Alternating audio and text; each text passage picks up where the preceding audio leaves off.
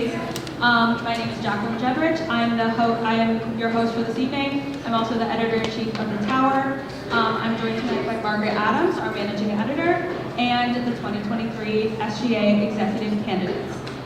So tonight we're going to be asking the candidates a little bit more about what their platforms are, what their initiatives are, so the student body can better understand a little bit about why they should vote for them. This is the first debate that has been held in person since COVID, my freshman year, so it's going to be a little different for everyone. Audience members are encouraged to submit questions. You'll find the QR code to the Google form to submit questions. It should be on your seat. If not, there are extra copies somewhere around. So please submit questions, and we will be asking the candidates them at the end of each segment. Each segment will be about, for the secretary and treasurer, it will be about 10 minutes long, and for VP and president, it will be about 20, and we'll have a 5-minute break in between. So if you're watching at home, we are live streaming on our Instagram. The link to the form to submit questions is in our Instagram bio.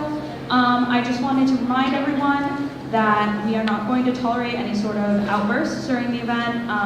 Please only ask questions through the Google form so that everything can go smoothly. And submitting a question does not necessarily mean that it will be asked. If you have any questions or concerns about this, you can ask our Tower staff members who are in the back, and we've got some up front as well. I'm just going to reiterate that we're hoping to make this event as respectful. Okay, it worked.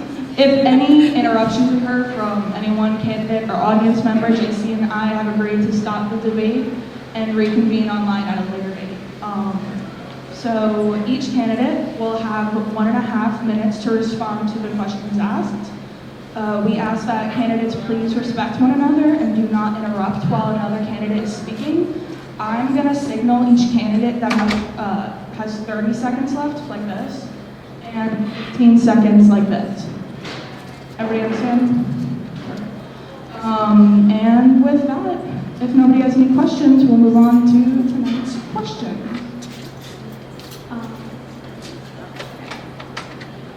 So we're just going to start with each of you taking about 30 seconds to describe your past involvement at Seaway and why you want this position. We'll start with Kathleen. First of all, thank you guys so much, and thank you to everyone who came out tonight for hosting us. We're really excited to be here. I'm Kathleen Polking. I'm a junior drama major. I'm from Charlotte, North Carolina. And over the past 3 years, I've loved being involved in orientation, center stage, program board, campus ministry, a couple other things all over the place. But I'm really excited to be running for secretary because I've loved my position, especially as an orientation advisor. I've gotten the opportunity to meet freshmen as soon as they step onto campus and get them really, really excited about being here and what's going on here, and making them feel at home here. And I will make it my #1 priority to make every student on this campus feel so at home and so excited about what's going on. If elected secretary, I see that as the primary role. So yeah, I'm excited to be here.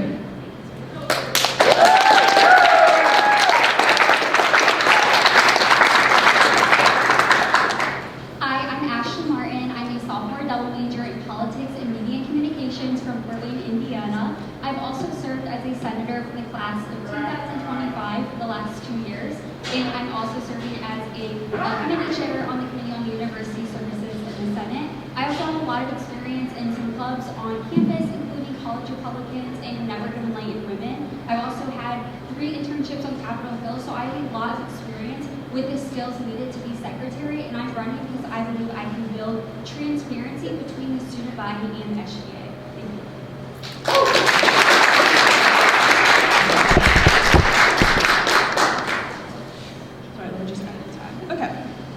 So this first question is directed to both of you. I apologize, it is not. This first question is directed to, you currently serve as SGA Senator. How has your experience prepared you for the SGA Secretary position? First, thank you for the question. So, as a senator, I have had a lot of experience. A lot of my resolutions have been implemented, which has been pretty amazing, including extending the mailroom hours by almost double, adding pots and pans into kitchen facilities in 5 residence halls, which will hopefully be expanded in the fall. Also, I've even worked with the Catholic Values Executive Initiative to get the full day off for the March for Life, which I heard will be implemented in the 2023-2024 academic year. And I've just had so much experience on campus working with all students across campus, which has greatly prepared me for the role of secretary. And even things like trying to have videos on the Catholic SGA Instagram where we can hear from the executive or hear from the executive initiatives or even senators if they have a resolution implemented. We should be increasing communication between SGA and the student body so they're constantly updated on what is going on. And I believe that having little videos like that, and even all my experience in the Senate, has really prepared me for this. And I just hope that you join or help us support the New Day Seaway ticket.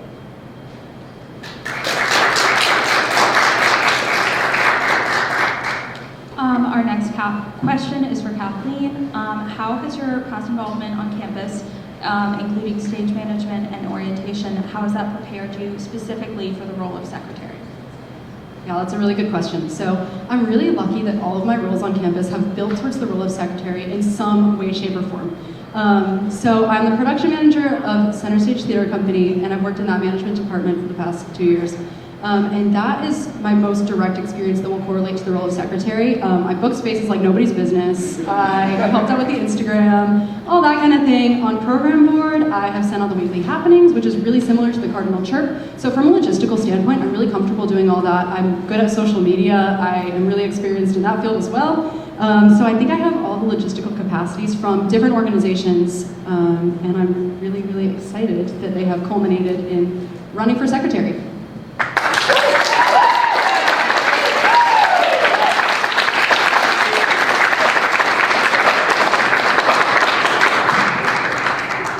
Okay, so this is going to be our last question, and it's directed to both of you. And we'll start with Ashley.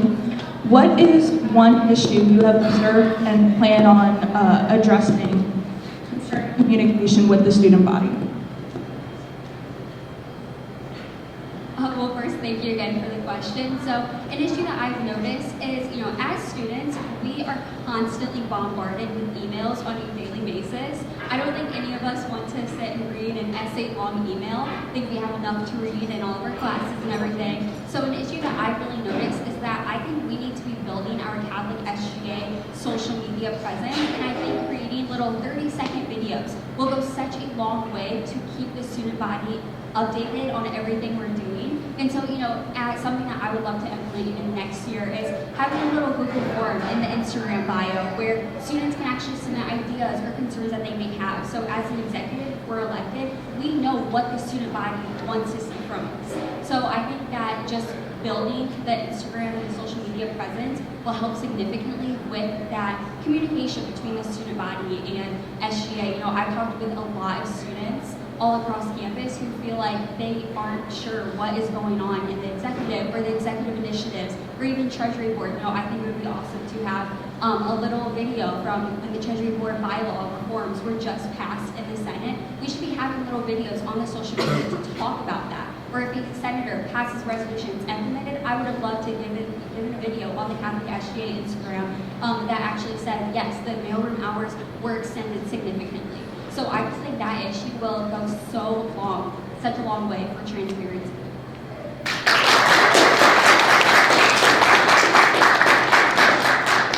And same question to you.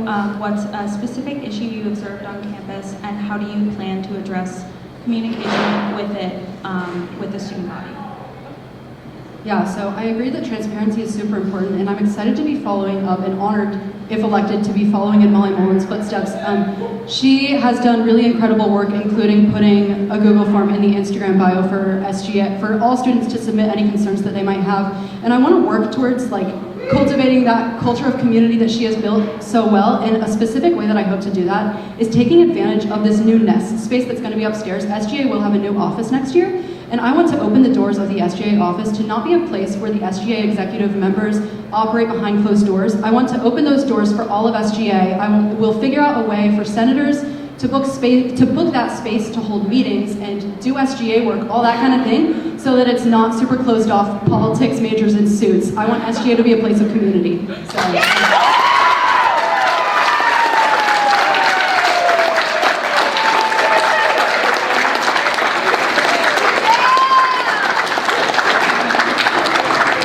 So this concludes our secretary portion. We are going to take a five-minute break before we start with treasurers. So thank you very much.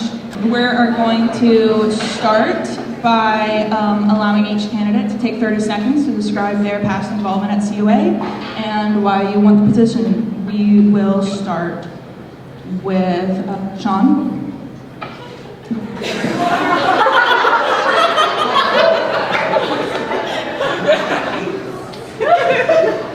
Hey everybody, my name is Sean Scully. I'm a sophomore philosophy major and I'm a resident assistant in UNanUA. And obviously, I've been involved in the Treasury Board for the past year. I'm running because I know that student organizations on this campus can achieve amazing things when they're given the resources they need to succeed. Just last week, I was working with a brand new club that came in and wanted money to get their club up and running. And I was just so inspired by the passion and creativity you put behind that club. And of course, the Treasury Board has a reputation for being convoluted and unapproachable, but once he was given the clarifying points he needed, he got what he needed. And I want the Treasury Board to play that role in the event planning process for every student organization on the campus. And I know as treasurer, I have the motivation and drive to make that a reality. Thank you.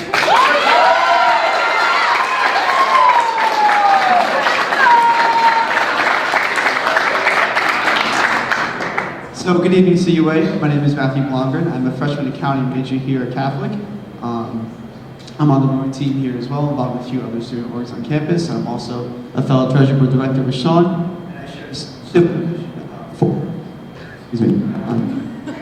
Hello, check. I share a supervision for Treasury Board, help make their dreams come true on this campus, and contribute to our vibrant culture and our vibrant student life here at Catholic. And I have capacity and energy to do so.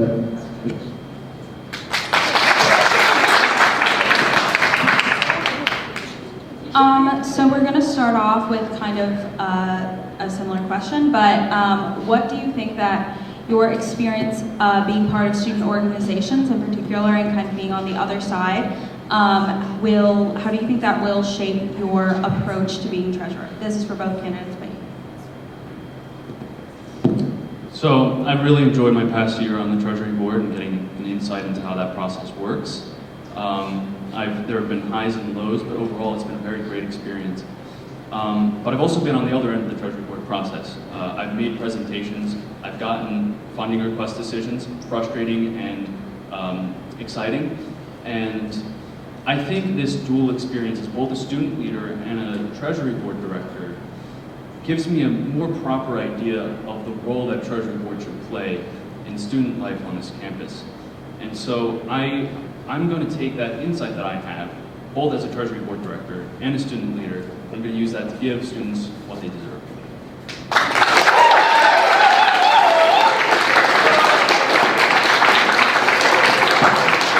And same question to you. How do you think that your experience being part of a student organization will shape your approach to being treasurer? Yeah, so I am the freshman director representing the class 2026 on the Treasury Board, and that new perspective gives me the insight. You know, as we know, we're a new day, we're looking for a new day, and that perspective is unique in providing that for student orgs. And what that's about is not only helping the student orgs, but helping students on campus to understand what the Treasury Board is about. It's not just a bunch of people in the back room. It's actually decisions. Decisions go, there's bylaws that we follow. And there's a big decision-making process that goes into our funding decisions. And I do understand the frustration. Like when writing those emails, it's hard. You have to understand the student's perspective, and that goes into everything that we do. But there's also a line of confidentiality that we have to follow, and it's all about making that known to the students. And not only just the student orgs, but also the students on campus, so that they can know we all pay into a student activity fee. They can know where it's going, and they can know that it's properly being used, and that comes at my feet.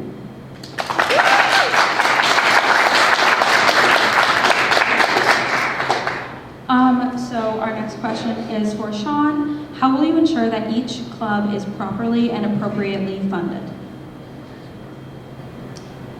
So personally, I want to fund every cool event that comes in. But obviously, the Treasury Board exists because that's not feasible. So there are two things you have to consider when a funding request is presented. What resources does this club need to succeed? And what resources can we feasibly give them? Now, how do we reconcile those two things? First, we keep a constant eye on the student activity fee. We check in with administration on for context into it, and we see how it changes and what we can do with it. Second, we keep an eye on the bylaws.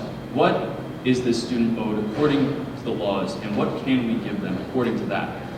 And finally, when we make budget cuts, we have to do it prudentially, we have to do it charitably, both for the particular organization so that they can plan more efficiently, and for the student body so that we can use their student activity fee intelligently.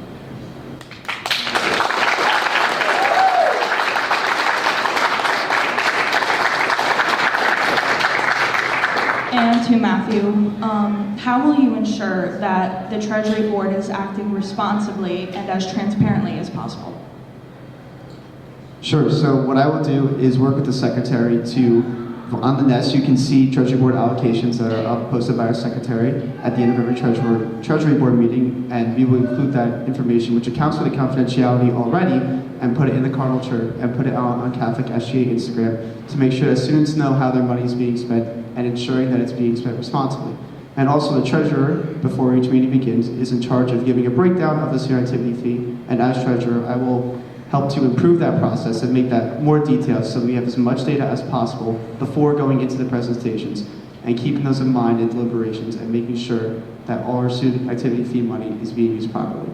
And even though deliberations are private, the student body can have the trust with the transparency that we have to know that it's being used responsibly and that we're not being willy-nilly in our decisions. And it also keeps enough money in the pot to ensure that future Treasury Boards can have enough money to fund even more cool events in the future as time goes on. It's not just about right now, it's about looking long-term like your Treasury Board.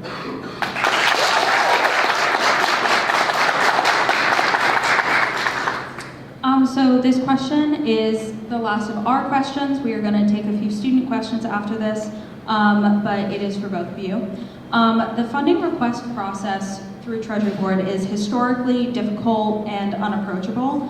So how do you hope to improve the connection between Treasury Board and the student body? So, in my opinion, one of the most important functions of the treasurer is defining the culture of the board.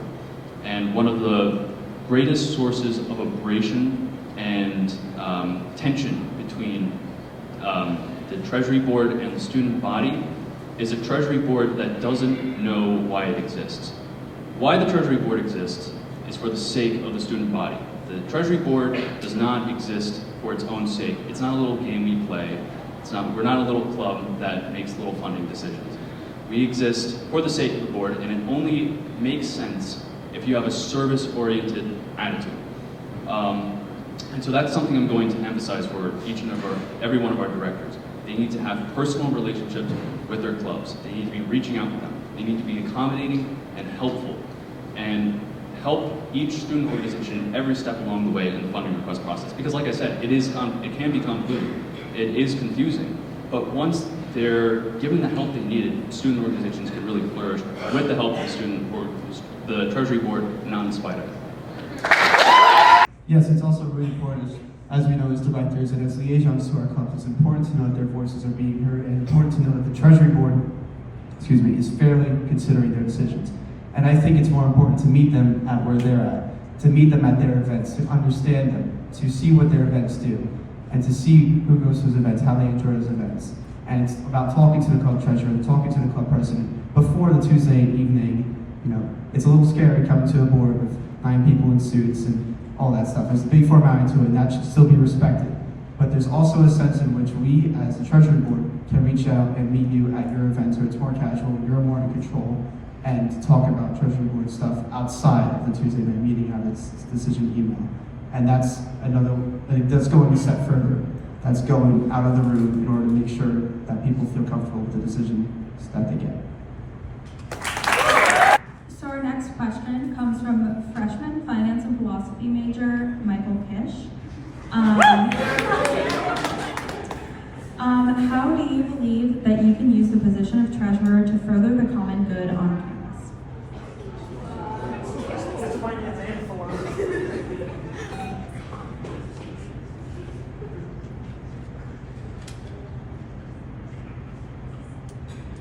Things are perfected when they fill their given ends.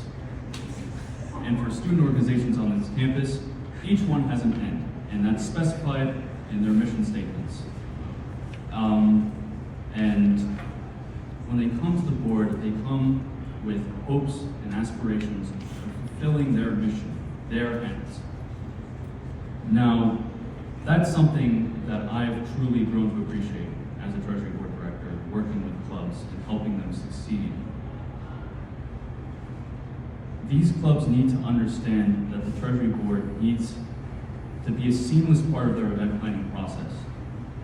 They need help, support from their liaisons so that they can achieve what they are setting out to do. And it goes back to what I was saying. You need to have personal relationships with these student organizations so they can fulfill their given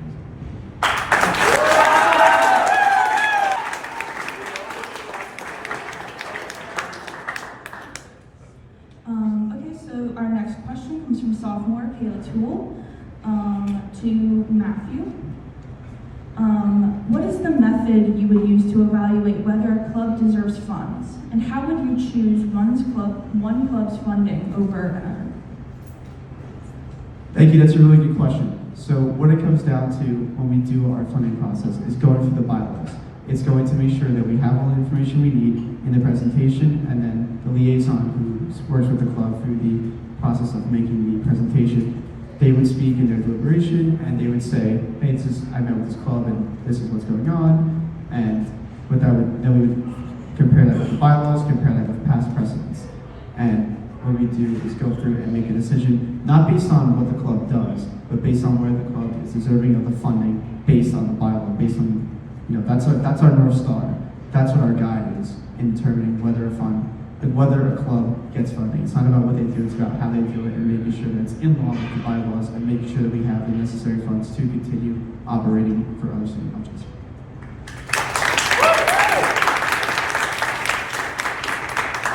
That concludes our treasurer debate. Thank you guys so much.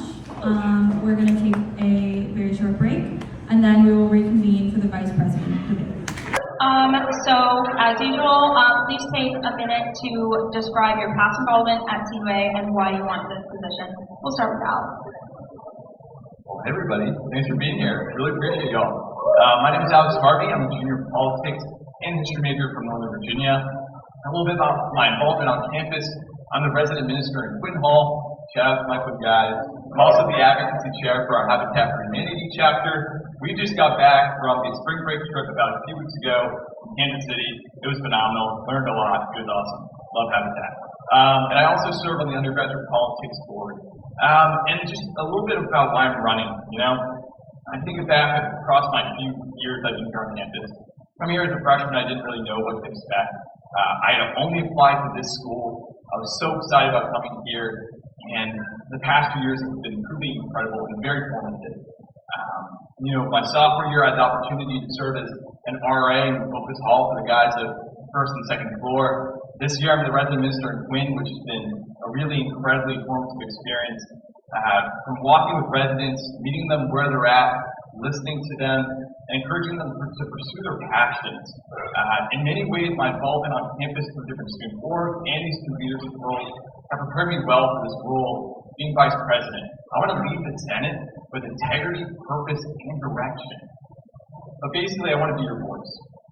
Because I will work for you, I will listen to you, and I will advocate for your needs as your next student body vice president.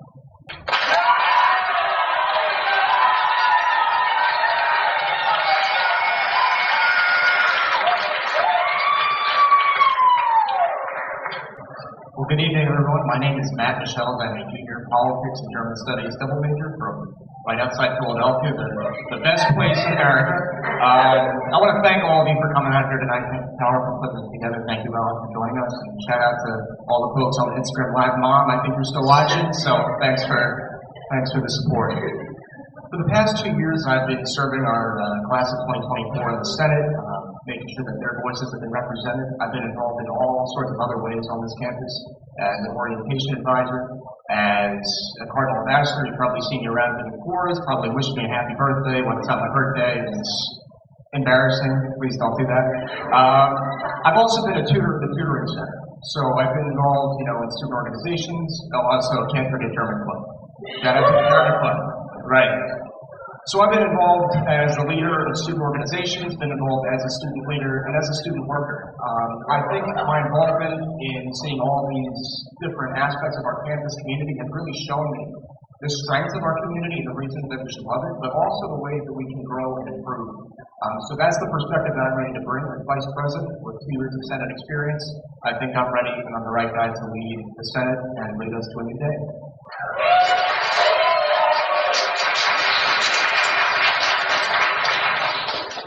Okay, so this first question is directed to both of you. What are some accomplishments during your time at CUA that makes you feel qualified for this position? Someone will start. That's a great question. So I think a lot of my accomplishments do stem from work, my experience in student government. Last year, I was very proud to pass Title IX legislation and go into advocating to have more training for upperclassmen, not just those additional training modules that we have for freshmen when they're coming in before orientation. Because let's be honest, who's remembering training that was done before you even set foot on this campus? This year, I've advocated to improve some of the bylaws in the Senate. We've made bylaw changes to make the Senate more representative, more transparent, to ensure that our students are best being represented by the work that we're doing in the Senate. I want to continue this work to keep fighting, make sure that everyone's voice is heard, make sure people feel like they have a seat at the table, and make sure that people feel like they are welcome on our campus.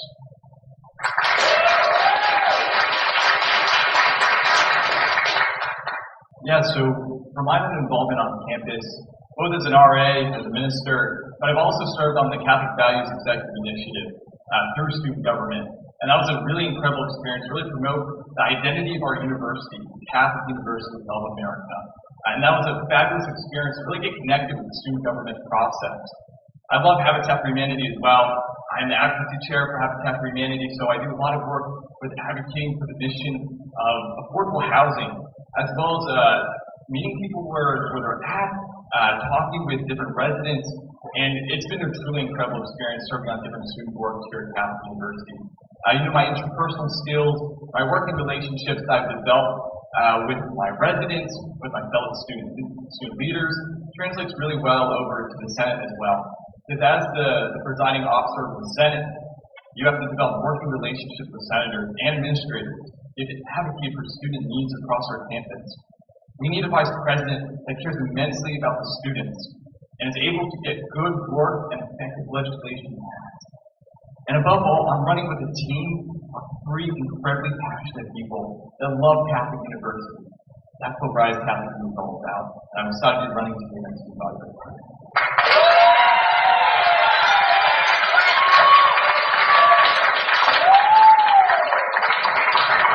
Our next question is also for both of you. What is the biggest change that you would like to see in the Senate next year? Yeah, thank you for that question. One thing that I would really love to see implemented at the beginning of each semester, so the fall semester and the spring semester, I'd love to hold open house forums through our Senate. So basically in the fall, 2 senators are elected for each class and for the respective schools.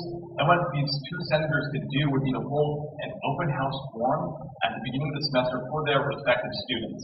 So if you're an engineering student or you're part of the class of 2025, your senators will have an opportunity to hold a forum so students can advocate what they're passionate about, tell their leaders what they want to see implemented in SGA. And what would be so excellent about this is it would be a great communication bridge between the senators and the students that they represent. It would allow advocacy work to happen earlier on in the year, and it would be a fantastic opportunity to bring these ideas and build them into effective policy for the students.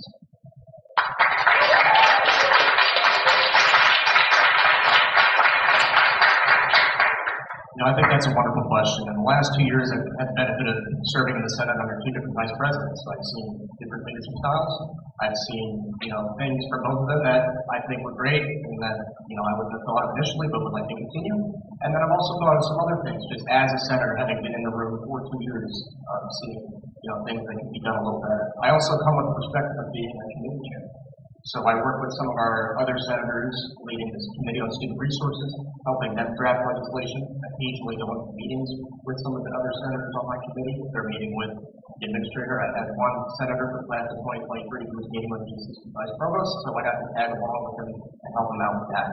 I think one of the great things that would be, great to implement, one of the things that I want to do is, as vice president, have some of our senators come along to the advocacy meetings with administrators when we pass legislation.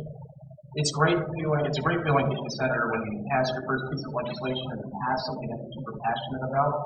But then after you pass it, it's kind of like out of your hands. And it's great to know that, the president, the vice president, the student government are going to go advocate for that. But I think it would be even better if you got to sit in those meetings with them, not every meeting, but to be able to go, keep fighting, keep working on this, work that you're passionate about. That's something that I would like to continue to get more involved in, build stronger relationships between our student government and our administrators. It shouldn't just be the, 4 people at the top. I think we should have a broader batch of students and student government meeting with these administrators.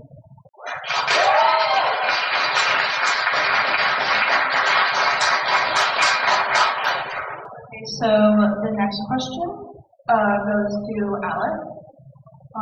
What do you see as some of SGA's biggest challenges for next year? Yeah, thank you for that question. Obviously, the student government, the Catholic University of today is going to be very different than the Catholic University of tomorrow, right?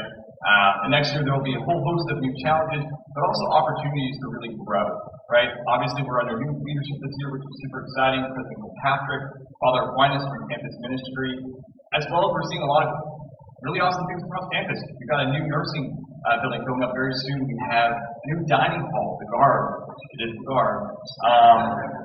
amongst other construction projects, right? And with these new opportunities comes the chances to really take advantage of that and engage in advocacy, right? So with the new dining hall, where are we going to improve on our dining policy, right? We're going to have to adjust student government, maybe executive initiatives, depending on changes to housing, for example. We're going to have new housing buildings going up very soon. So with these new projects, reconstruction of the PRIS, amongst others, student government should take the lead to really find ways to advocate for these new student opportunities and really engage in this whole process. So SGA's got to be ready for that. With good leadership, we're ready for that process.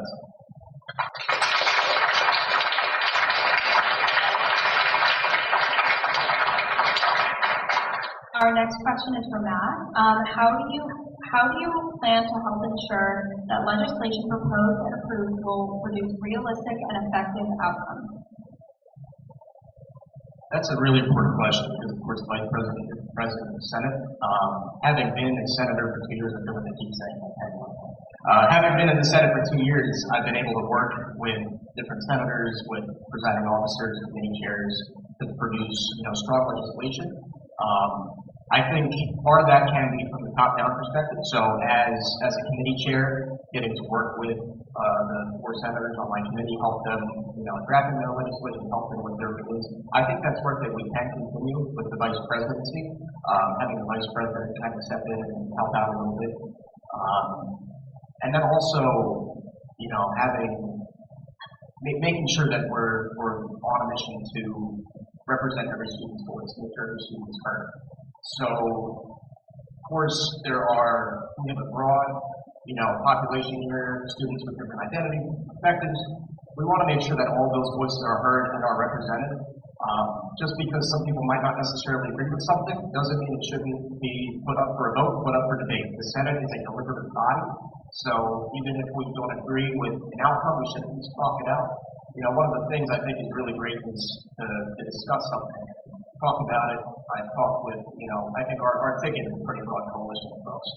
And there have been times where we haven't agreed necessarily, but if we talk about it, talk it out, hear ourselves, hear each other, hear where everyone's coming from, try to understand the reasons behind certain beliefs. That really goes a long way.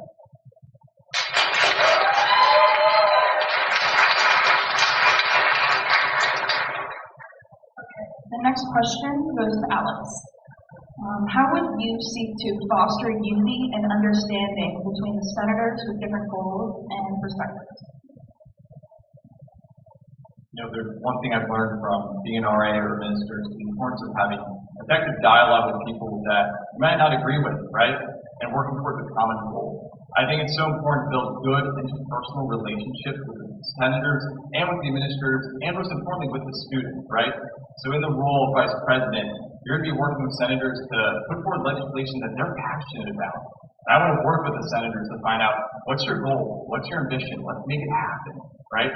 As the vice president, you're meant to encourage, right, with legislation that's going to be put forward.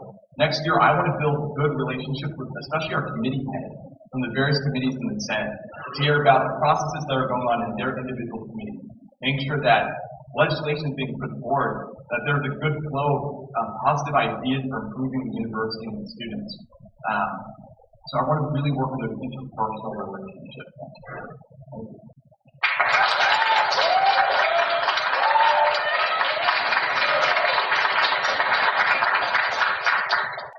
Our next question is for Matt. The relationship between SGA and the student body has often in the past lacked harmony. So what are your plans for engagement with the SGA and with the student body, especially in the Senate in particular? Yeah, so one of the great things about the Senate is how it's a representative body. Every student has 2 senators from their class, and then you have 2 senators from your school represented. So that's, you get like double the coverage, making sure that everyone is being represented and heard. It's also going to be a very transitional time for our university. We're trying to really grow and grow as a university as we should. So I want to make sure that the administration is still hearing the students that are on campus. And part of that is working with the senators, working with the Senate, making sure that they are there to be leaders for their constituents, be points of contact for their constituents. Another thing is just making sure that the legislation that we are putting together isn't being, forced, that we're not pulling teeth from senators, but making sure that we're tackling issues that matter to students. Not looking out and, overturning stones and trying to find something, trying to find an issue to address, but just addressing the issues that everyday students are facing. So that's, I think, the direction we need to take the Senate in, and that's the direction I would take under my leadership.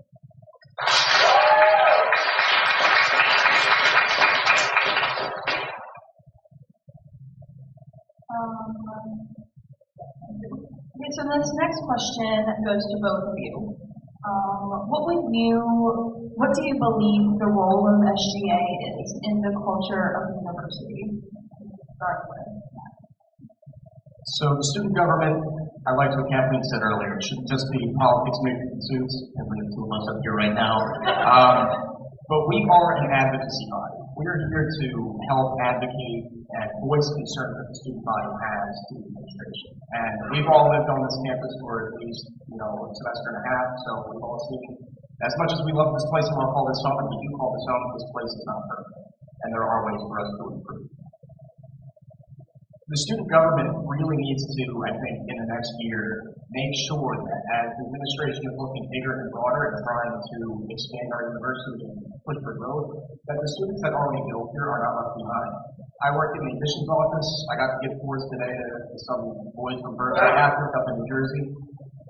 I think it's great that the university is looking to grow and expand and look at the broader horizon, but we got to make sure that we don't get left behind as students. We got to make sure that the administration is still listening to our concerns and is still concerned about our well-being. So that is what we need to do as a student government. That is our job, advocating for the student body, making sure that your concerns are heard, your voices are heard, and that you still feel at home here and respected and loved by the administration as they continue to recruit and try to grow our university.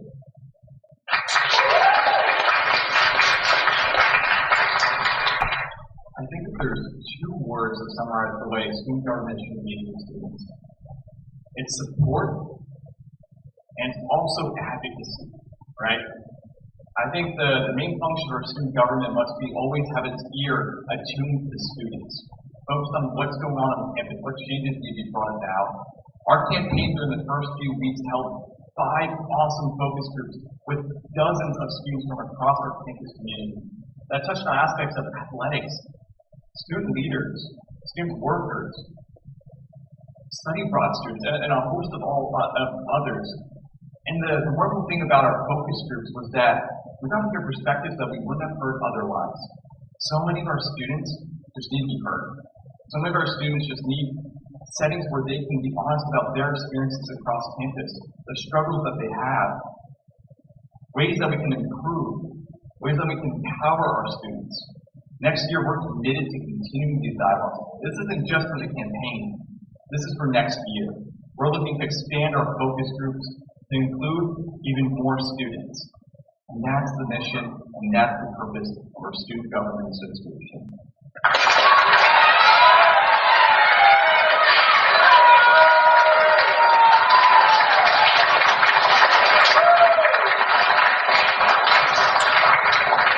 Our next question is a student question. It comes from freshman politics major Gary Van Pelt.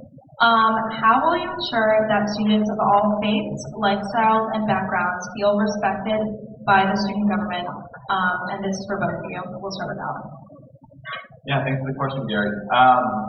One of the focus groups that I didn't mention earlier, we held a diversity and inclusion focus group led by Mavis Bakey. And Mavis will talk a little bit later about this focus group, but it was a really impactful experience to hear from a lot of students from different backgrounds and experiences across campus that sometimes don't feel welcome, that sometimes feel like the student government isn't looking out for them. And it's so vital that we listen to all students and make sure that we're promoting the welfare of all, not just a select group, right? We need to, again, have our ear tuned to students. We can't just focus on one sect, one group. And maybe we'll touch on this later, but this focus group was really inspiring because it showed that students want to be vocal, they're passionate about what they have experienced on campus, they want some change, real change being brought about. We can't just slap on a Band-Aid onto a greater issue.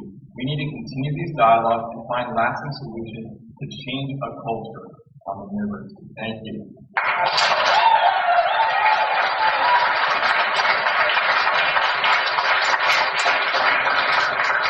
Alex, I think you're right. We do need to definitely change the culture. We need to foster a culture of respect for everybody on this campus. I think we really need to push for a kinder, gentler campus community where people of all faiths, backgrounds, identities are regardless of whether you're a student that goes to mass every day or if you're a student that has never stepped foot in a chapel once during your entire 4 years here. I, as a student here myself, I heard whispers of people questioning my faith in the last, couple of weeks, the last few days. I don't know if that's because of, things that I've pushed for through the student government to try to make sure that everyone feels welcome. I don't know if this was questions that people had of my own sexuality. I think that has no place on this campus. And I really think we need to root out that kind of mentality, that kind of energy, and foster in, respect and a place where everyone feels loved. One of the hymns we sing in my parish back home in Pennsylvania is All Are Welcome. It's one of my favorites. I think we need to push for a campus community where everyone feels welcome, everyone feels at home, regardless of how they identify, who they are, how they look, where they're from.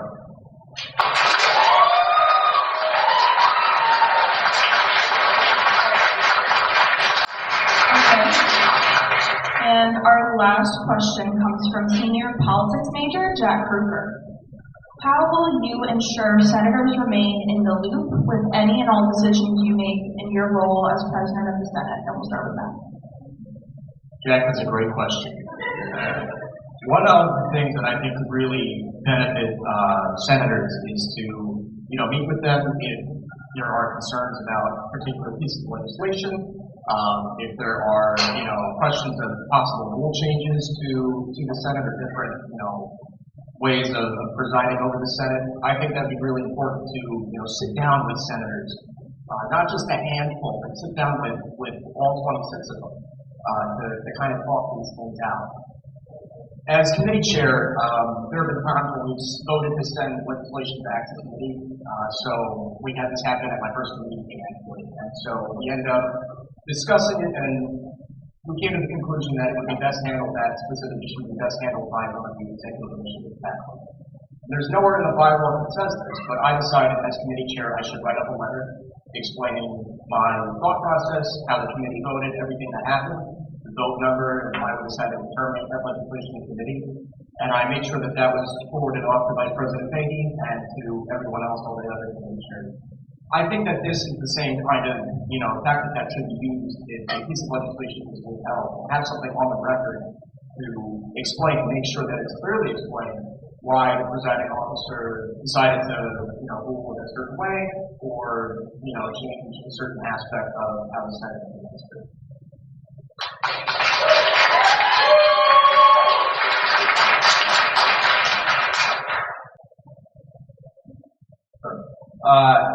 In regard to this particular question, I think it comes down to the relationships you build with individual senators throughout the entire year.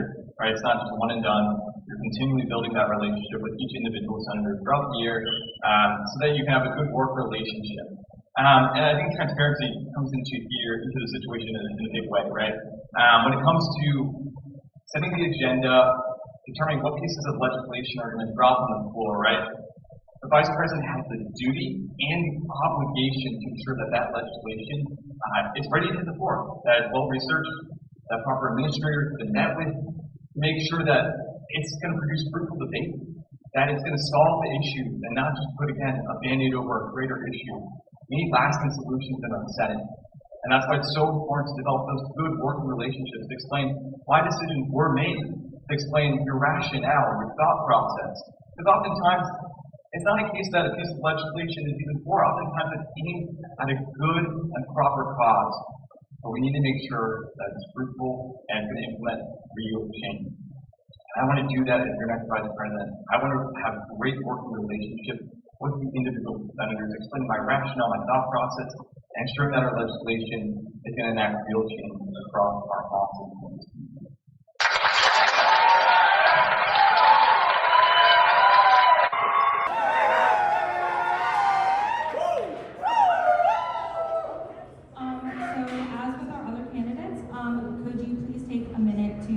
Describe your past involvement at SGA and why you're interested in this position.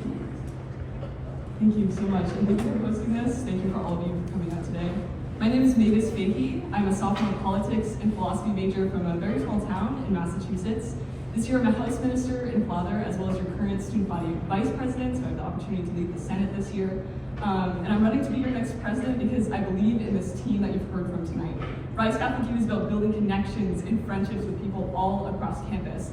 And just the same way I was welcomed with open arms into this campus community, that's exactly what we want to do next year, if elected as your next student government executive team.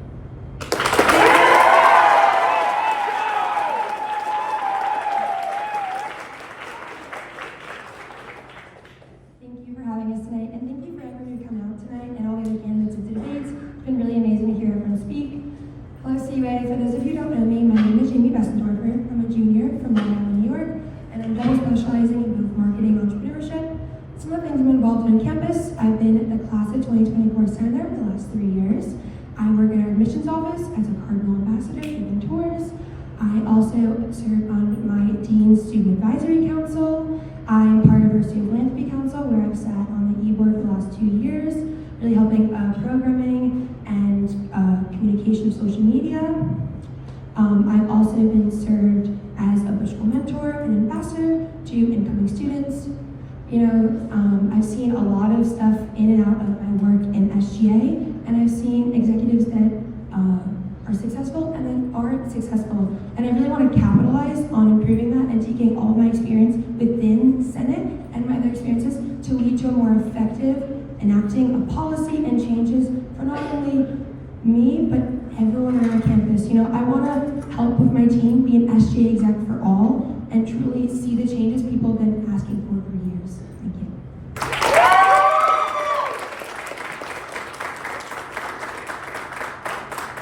So this first question goes to both of you.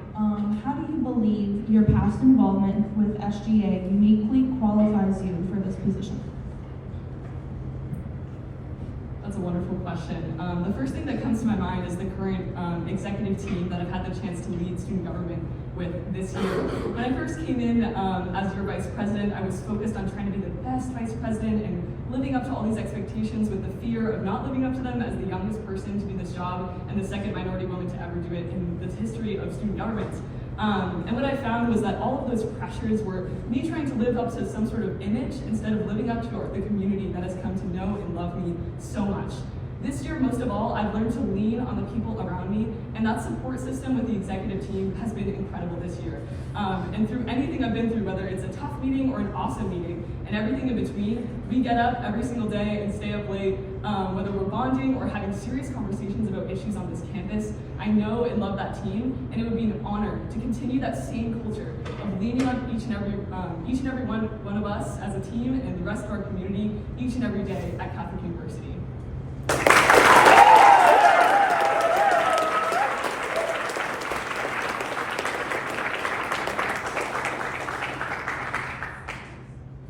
Even though I've always been a Cardinal, I officially joined the university's campus in an unprecedented time in September of 2020. And since then, I knew SGA was where I wanted to spend my next 4 years. I won my first election against 9 other boys. I was the only girl running. And ever since, I've loved my time in the Senate as a senator, but as a committee chair in the university services, and also serving as president pro tempore. I've got a really unique experience building my relationships with meetings for legislation. I've worked on sponsoring, co-sponsoring, or mentoring for first-year students on building relationships for administrators and really learning what is necessary to have great resolutions that really enact policy that we see today. And I've got that really background experience, so if I was your next president, I've been on the other side of it and can really work with the senators, being in their shoes, and help them make their legislation not only amazing, but plausible that we can see results in. So I hope I get the chance to do that.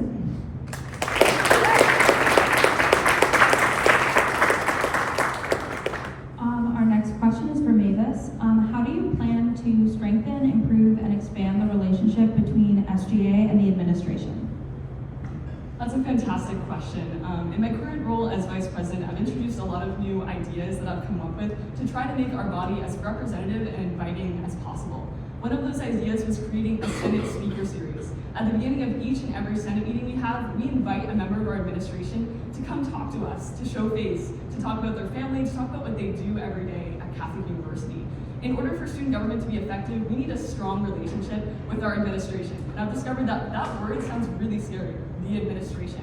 And this idea of creating the Senate Speaker Series is putting faces to those names and building relationships with those people as humans, not just in their job. And in student government, I plan to continue that same legacy in the presidential role. Luckily, the vice president not only leads the Senate, but also works alongside the current student body president to advocate to the administration.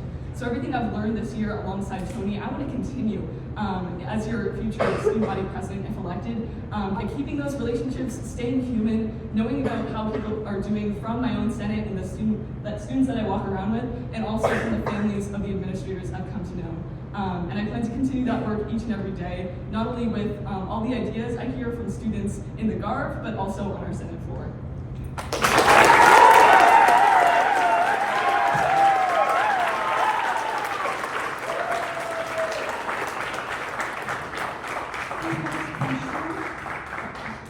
This next question goes to Jamie. What is your plan to stabilize and maintain the executive initiatives? Great question. So one of the things that me and the Investment Ticket hope to work on is really connecting us to the rest of the student body. Instead of bringing them to us, we want to go to them. I want to meet the students where they are, in their organizations, in their clubs.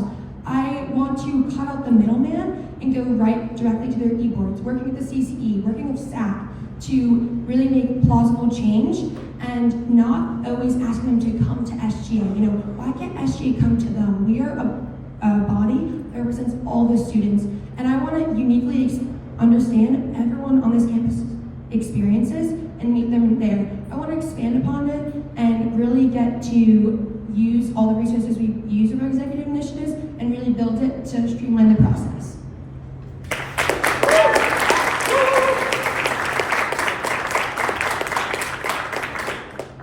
This question is for both of you. We'll start with Jamie.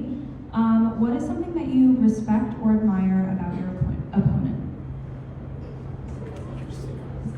Great question. There's a lot I aspire about you. I've had the pleasure of knowing you the last 2 years. My thing I probably love you about is your ambition. I've seen how ambitious you are when you were a senator and as VP, and I really admire about that and your dedication to your hard work. So I really love working with you the last 2 years.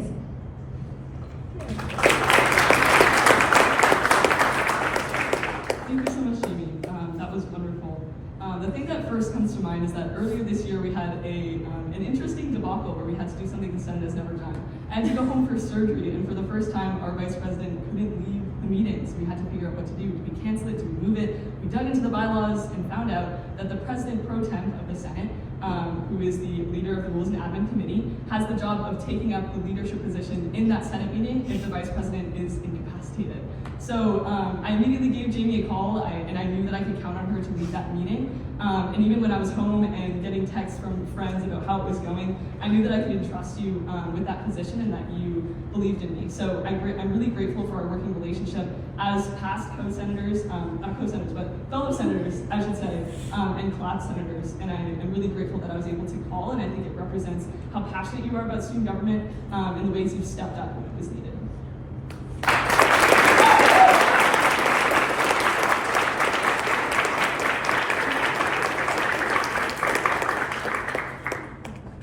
Okay, this question is for Mavis. How do you think you represent the student body in your daily life? When I think about my favorite moments on this campus, I would say that it's the gathering spaces that we have. If you look around this campus, we have countless benches surrounding the walkways from all the way over at the Basilica down to Father Hall where I'm a minister.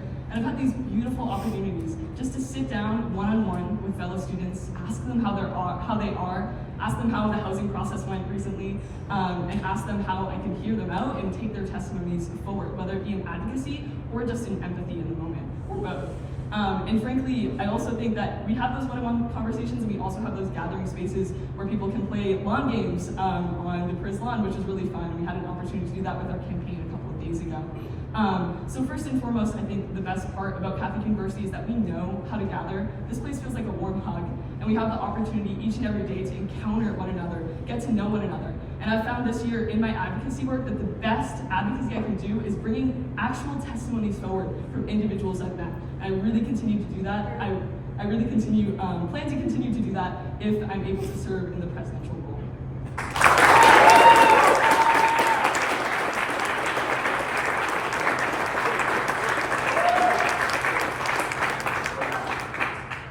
Our next question is for Jamie.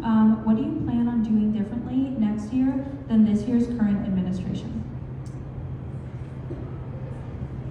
Great question. So I've had the amazing opportunity to now work with 3 exec. I've seen some of the amazing work, and I've seen some of the struggles we've all faced as a student government association, and I hope to learn from all of that. I want to continue transparency, but I also want to really reach out to the other groups.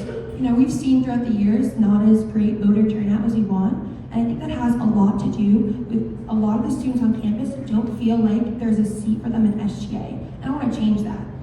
You know, we have unprecedented, a quarter of our ticket is part of a varsity sport, just like a quarter of our students. And I want to continue to have people really feel truly represented in all walks of life here on campus, not the people that typically get involved in SGA. So I really want everyone to not only feel like, oh, I don't have a spot there, they're not gonna listen to me, what I say is not important. Everything deserves to be heard, and everyone deserves to feel that their representatives, whether it is your president, your vice president, your secretary, your treasurer, or your senators, are working in your best interest every single day. So I want to continue that vote of confidence and transparency if I was elected.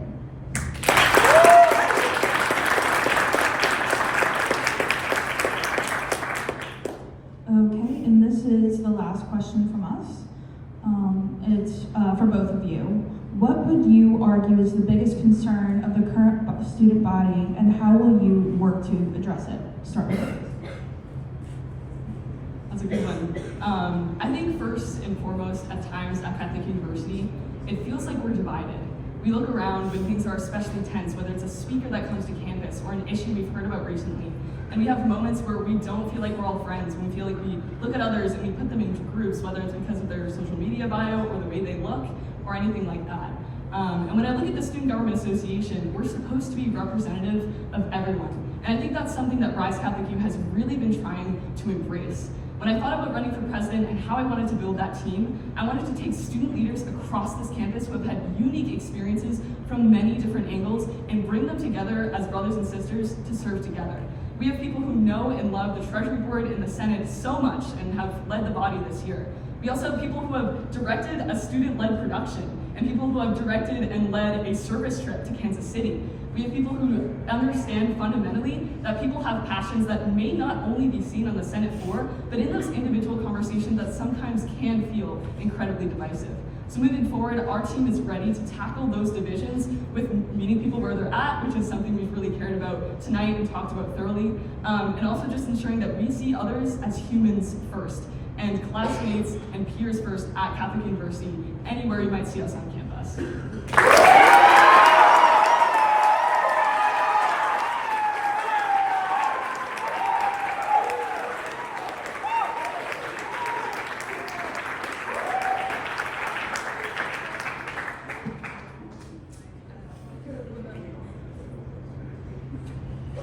I think the number one issue here on campus is people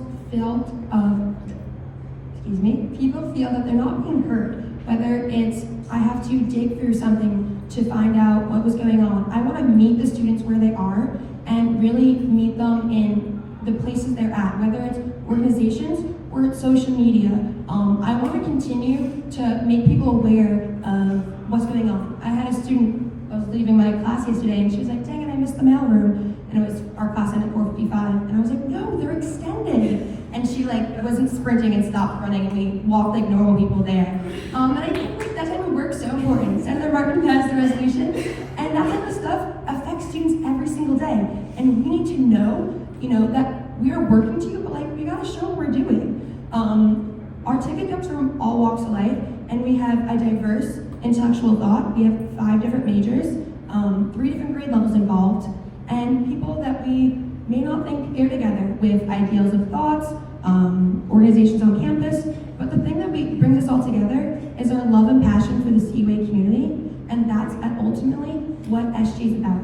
This is a nonpartisan body, and it's really about serving students, and I look forward to hopefully combining our 8 years of SGA experience with our love and commitment to the CUA students. Thank you.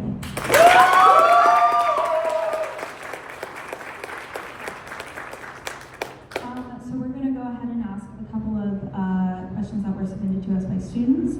The first one comes from sophomore theology and philosophy major, Andrea Suarez. If elected, how will you ensure that all students, including minorities, feel safe and welcome on campus? What policies will you implement that will ensure the inclusion of all students? We can start with Jamie. Thank you. This is a huge thing I'd love to see continued. I talked about this a little bit earlier. Along with SAC, I would love to work with the CCE. We've seen some executive initiatives and some liaison we've had in committees I've ran, of diversity and inclusion. And I think that we need to go right to the source and cut out the middleman and really work with the organizations that don't feel represented on campus.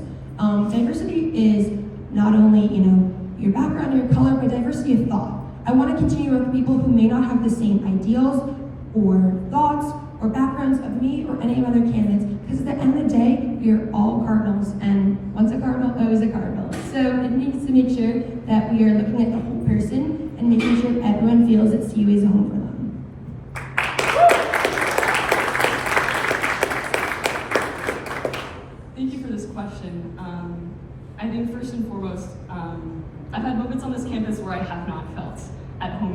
was an unfortunate situation. At this moment, I am the only minority running to be in the executive team next year, and if elected, I will be the first minority president of our Student Government Association, and I don't take that lightly. As we've mentioned in the past, lovely said by Alex, we hosted a number of focus groups throughout our campaign to show that we want to listen first before asking for your vote. And one of those groups that I was able to lead was diversity and inclusion. We got to gather a group of students from many different backgrounds and sit down in a closed door room that really, in style, was an open door room where anyone was welcome, and just create a nest where people could reflect upon their situations, maybe tough things they've gone through or beautiful things they've noticed. And I felt like in that room, just this like brother and sister energy where I was like, I just want to give you guys a hug. Like, we're doing okay, it's gonna be all right, and I'm really sorry for what's happened, but we're gonna make it better.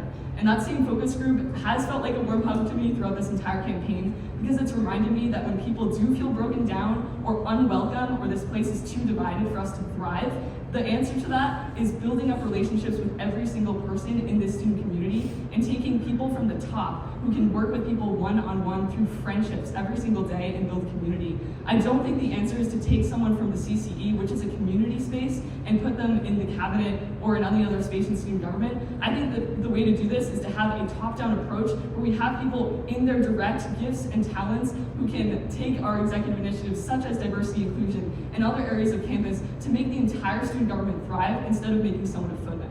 And I really look forward to doing that if I'm elected as your first minority president.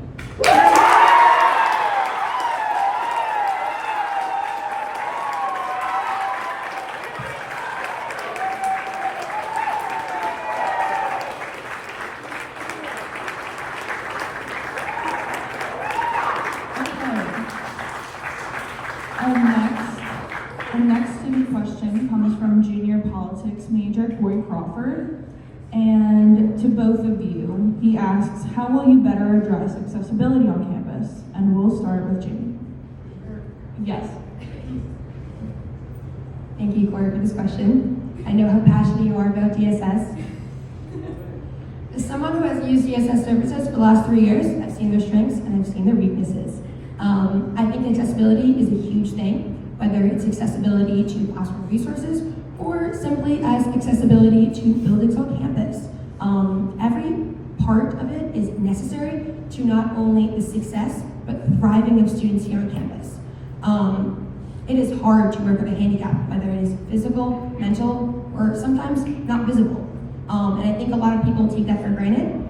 And I want to work for students not only to have accessible to buildings and to classroom necessities to succeed in the classroom, but also feel that that's okay to have.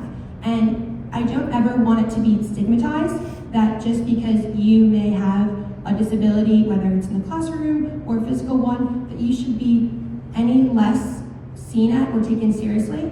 And that's something I really want to work on. If elected, we hope to work on a liaison between DSS and SGA to really continue that communication. There's been some amazing work done so far, with the elevators, and we just passed a resolution in the Senate, which I was really happy to see, about shortening the length of time needed to request for testing. Hoping to reap the benefits of that, but looking forward to some amazing change we can do to elected president.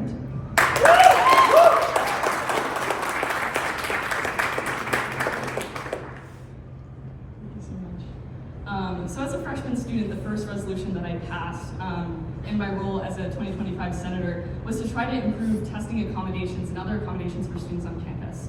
And it was just, honestly, it was the first door to ever open. It was a small window into the experience and discussion of accessibility on campus. And I remember walking out of that meeting and thinking, man, this has got to be just the beginning. Because there's so many students who go through short-term and long-term experiences that need to be recognized and supported throughout their time at Catholic University. When I was running to be vice president last year, I promised that I would create a DSS executive initiative, which is exactly what I did alongside our team, which has been a fantastic way to have a working focus group of students who are dedicated to that issue and can work alongside the Senate, which I've led this year, alongside with students and senators directly to make things happen. And Corey's done a great job leading that executive initiative this year, so I hope it's just that seed that was planted, just like I felt when I came on campus as a freshman student and decided in October or November to tackle this issue. That was the first seed that was planted. We're planting more. I think we have a long way to go to ensure that every single person on this campus feels supported and that we continue important conversations about accessibility for every student on campus.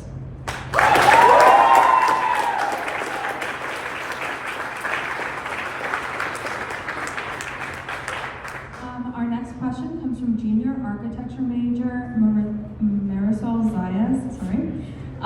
If elected, what impact do you hope to leave on our greater campus community? You can start with you. Thank you, Marisol.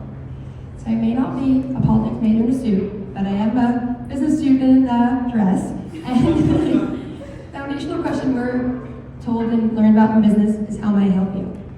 And I want to ask, how may I help you? I've got the amazing experience the last 3 years working listening to my constituents and really seeing what's most important to them, whether it is housing, whether it is retreat accessibility, whether it is getting mail in quarantine, whether it is helping to have healthy food options on campus.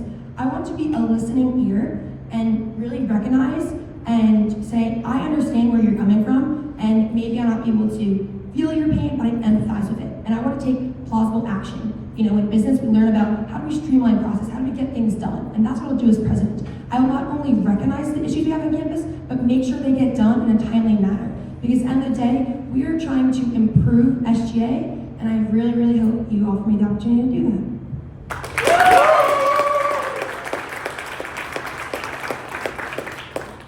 Thank you for that question. I think my utmost hope throughout my time at Catholic University is at the end of the day, I'm going to be seen as one of many in our Catholic University community. When I came to this campus as a freshman, as I've mentioned, I was welcomed with open arms. Most specifically, the people I think of are the mentors I found in the Student Government Association and past executives that I've kept really close friendships and relationships with during these past couple of years. I might be the youngest vice president, but I've got people behind me who have carried this mantle and legacy forward. They came to this university as well with the idea and mission of serving the student body each and every day in many different capacities. And they've taught me and been role models to me throughout this entire experience. Maybe my dream is to hopefully be a role model who opens my arms to students who come to this campus and want to make change and advocate for what they care about so they can feel at home at Catholic University each and every day.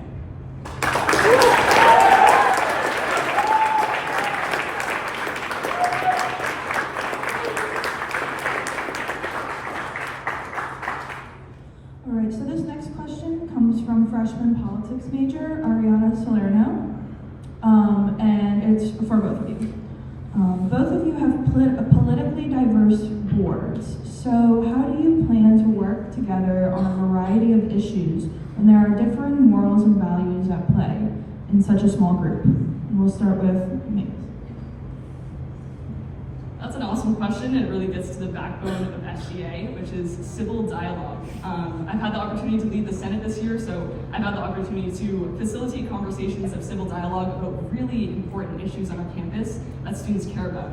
Along with that, student government is essentially made up of a lot of different incubators of those important conversations, not only on the Senate floor, but elsewhere on campus. Some of my best memories this year have been sitting down with the executive team in the SGA office and hashing out our opinions on different events and different conversations and different issues we see on campus. Do we agree? Absolutely not. Sometimes we do. But at the end of the day, we see each other as brothers and sisters.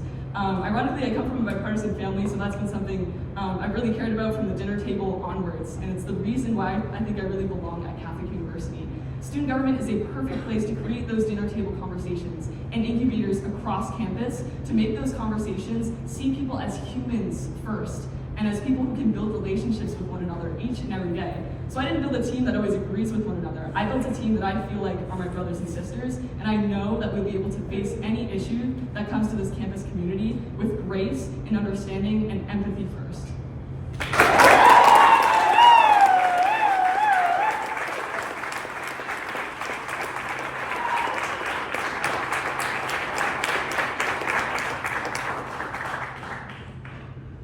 When looking to see what executive ticket I wanted to run with, I thought it was really important to not have an echo chamber of voices, even though it is very not productive to have that, but it's not representative of students here at Catholic.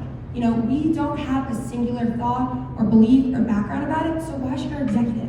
And at the end of the day, we may have different opinions on policy, on lots of different things that happen in the world, here on campus, outside of campus, but what we all agree on is the importance of listening and fighting for the students for a new day here at CUA.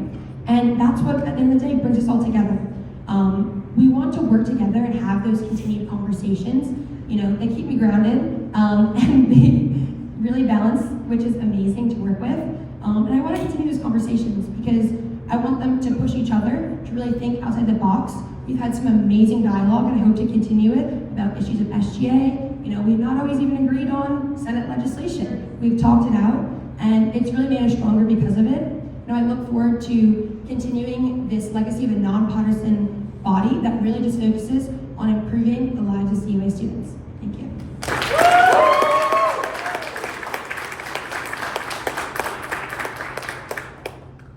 Our next question, it's a student question, but we've kind of gotten a lot of the same question from different people. So to sum up, do you see and how do you see the Catholic identity and the Catholic mission playing into your presidency or in the executive as a whole? That's a fantastic question. Each and every one of us is a student of the Catholic University of America. This year I've had the opportunity to serve as a student minister in Flather Hall. And something that I've really reflected about is that we have constant exposure and opportunities for encounter with the students across this campus. Whether or not they like going to church, whether or not they like coming to Bible studies. Something that I remember doing last fall was creating a women's running group because I realized that we weren't just going to capture everyone at this university by hosting a Wednesday Bible study. Some people might just want a group of women to talk with and do intercessory prayer with before going out on a run together safely in the city of the District of Columbia.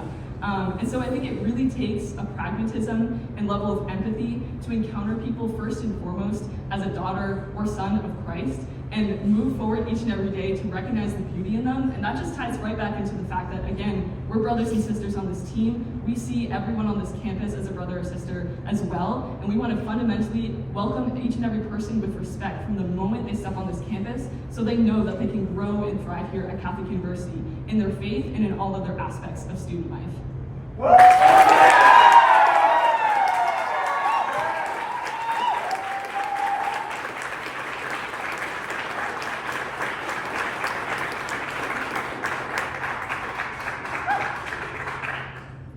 Thank you. It's a great question, and it's a huge part of Catholic's identity. Everyone on our ticket is a confirmed Catholic. We may have different varying beliefs of levels of it, or managing or practicing of it, but that is one of the reasons I brought on a spiritual advisor for it to really make sure and capitalize on continuing the amazing work done here at Catholic. You know, supporting students no matter what their faith is, whether they're going to Mass every day, they're going once a month, once a year, or never. And that is totally okay. You know, we want to meet the students where they are and support them on any of their faith journey, where they would be. I'm going to age myself here and bring me back to my supplement essay of why I chose Catholic U. Most of my childhood, I spent my summers in a small Catholic camp up in New Hampshire. Every night before we went to bed, we sang a prayer in the shrine, and one of the lines said, "Through the Spirit we have found here, our prayer and happiness." That same belongingness that brought me back every year to that camp is what I felt in this campus the first time I stood. You know, that love and community aspect of Catholic University is the reason why I chose here. You know, the day I got in, I put my deposit down because I knew this was my future. And I really hope to continue and foster that Catholic loving community I found and to really embrace here. Thank you.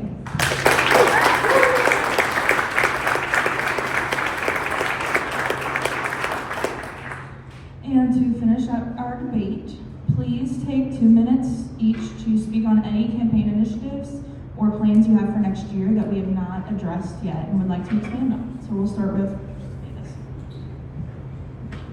Thank you so much. Thank you for hosting this. This has been wonderful. I think first and foremost, something that I haven't mentioned is that in my role as the student government vice president, I have the opportunity to lead the Senate, I have the opportunity to advocate alongside the current student vice president, and I've also had the opportunity to oversee our Title IX task force, which is another working group, standing working group in student government that has the opportunity to speak with students and connect with them about how we can provide better resources for students in times of crisis. And that touches every single part of our campus community. So my goal next year, this year I've worked alongside Anastasia. She's not here tonight, but she's incredible. I hope you get a chance to meet her. My goal is to take the Title IX Task Force Director and put them into our cabinet. so they can be directly involved with all of our conversations throughout the school year about many different parts of student life and how we can make sure that students feel supported throughout their time at Catholic University. Along with that, we really look forward to hosting those monthly focus groups. We've discovered in our campaign that the principle of gathering people together about things they care about or want to fight for is hugely amazing. And as the person who's led the Senate this year and often has those opportunities to sit down and moderate discussions about many important things on campus, I know that more students deserve to be in rooms like that, which is why I want to create those nests and those conversations for people to have about parking, about dining, about Catholic faith on campus, about anything else that we can think of. And maybe they can be led by our executive missions and other student leaders within student government. And I hope that we can continue to throw open the doors of the Student Government Association to welcome people, to take those important testimonials and bring them to the table in advocacy. But overall, what I would leave you with is that I really want to serve you. I really have loved my time in student government this fall. I think something really amazing is that both JD and I ran during our first week of college for our student government seats, and both of us beat 9, 11 people. So we've been in it for a long time, and I think it's amazing that the two of us are up here together because we really have cared about this organization from the very beginning. And overall, I know that the Rise Catholic U team is ready to rise to the occasion, ready to go. And I really appreciate all of you for coming out here to listen. I hope that I can grab coffee with you, grab a meal with you, hear about your concerns so that we can continue advocating for you and so we can continue the mission that we're hoping to achieve if elected for next fall.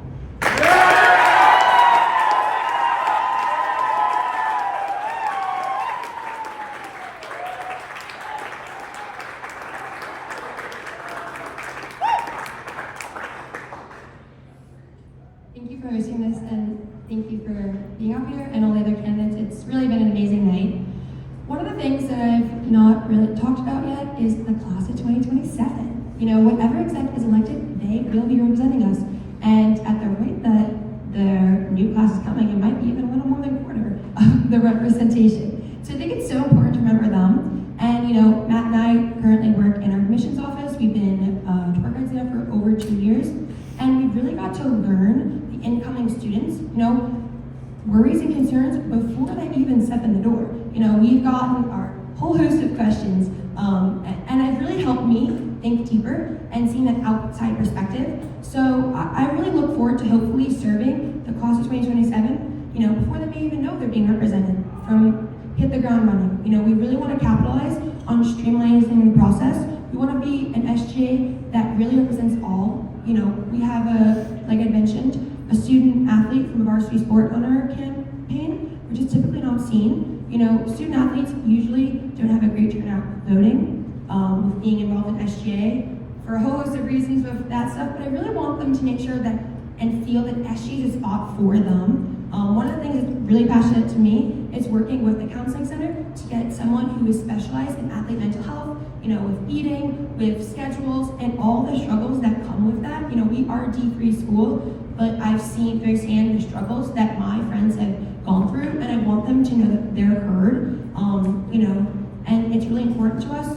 We want to continue to work with advocacy and pushing that forward. You know, a resolution I passed last year, the UPass, I want to see that implemented. You know, I did lots of research and work with GSA, but I want to see it really in action.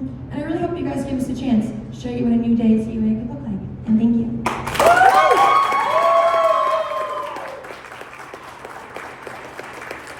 Thank you so much to all the panelists and everyone for coming out and joining us this evening. You can vote April 11th from 9 a.m. to 9 p.m. on the Nest. If you're interested in rewatching any portion of this debate, it